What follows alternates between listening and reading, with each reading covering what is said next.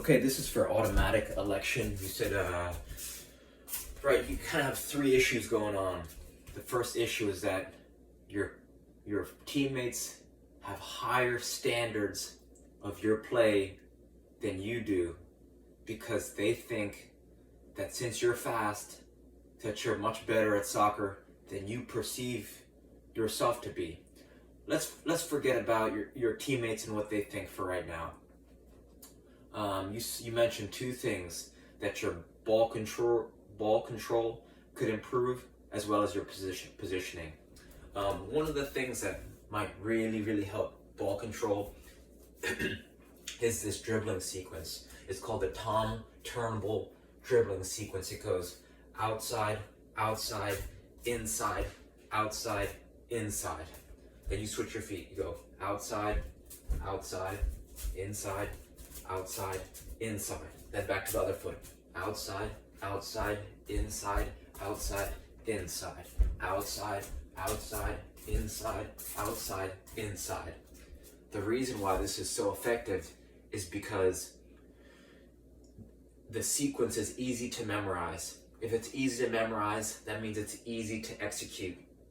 You want to do this so much so that it becomes muscle memory over and over and over while you're saying it out loud and going very slow, right? Slow is smooth, smooth is fast.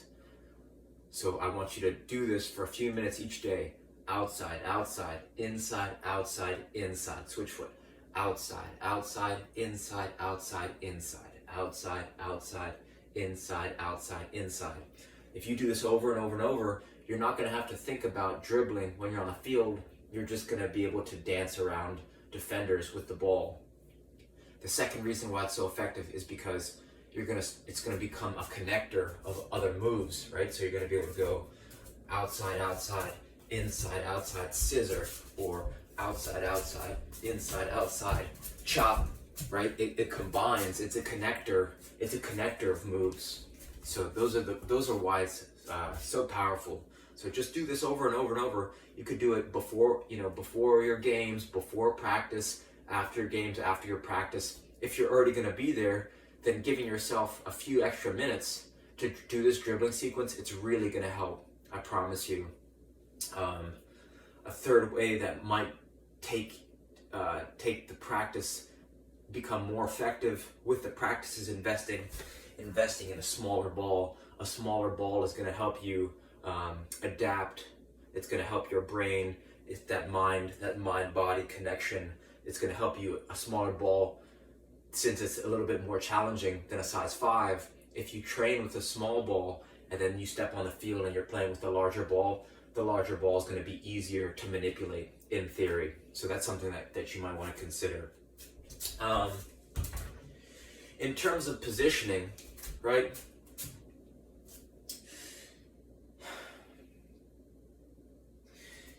If you are from this point of view where you're standing, and I'm a player on your team, and there's someone in the middle of us, that's going to be hard. It's going to be hard for that player, or it's going to be hard for you to pass through a defender to your teammate, right? But if you take a little step, then you've just created a little path that you can receive the ball, and a more skillful player is going to be able to slip a ball in, right? Especially if you see him, connect eyes, and you're pointing to where you want it.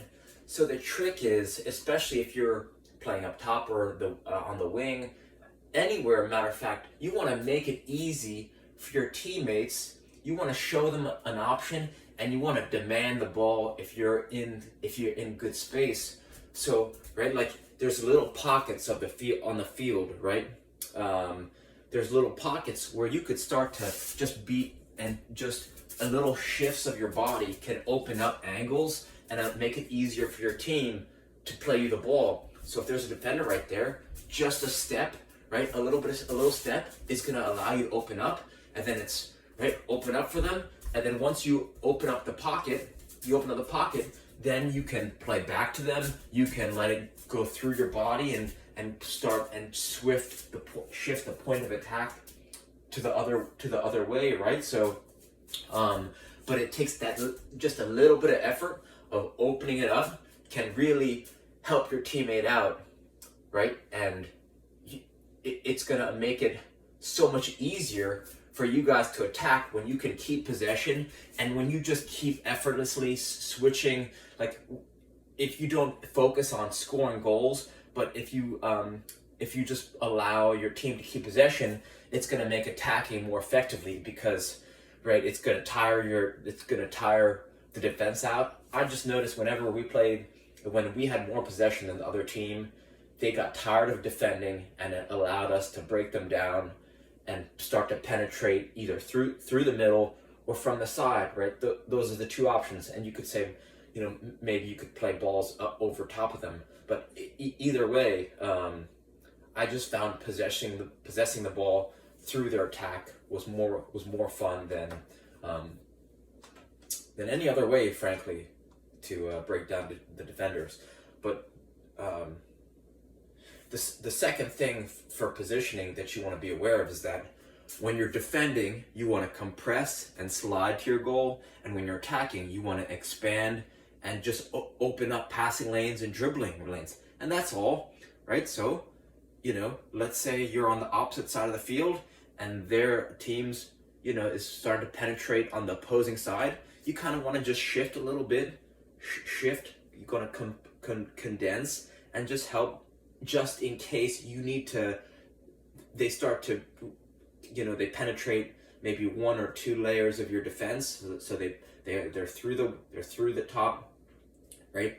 If you have your half, they're in the first third of your half, and then let's say they're in the second third of the half, then you really need to drop back so that you can help defend if need be. And then let's say you regain the ball, then you pop back out and then find little pockets where you can receive the ball. And that's all, right? And then as long as you're aware of where the last defender is for the offside line, you can kind of dance, right? You kind of want to go make it hard for the defenders. I don't know if you're a winger or a forward. You just want to make it difficult, right? Like you're playing the offside line, and you're also going behind the defenders, and then so you could burst into space and play with your team, right? So you're kind of playing peekaboo with the defenders to make it harder for them to defend you. So those are some things that come to mind. So reach out with any questions, and I hope this helps. All right, thank you.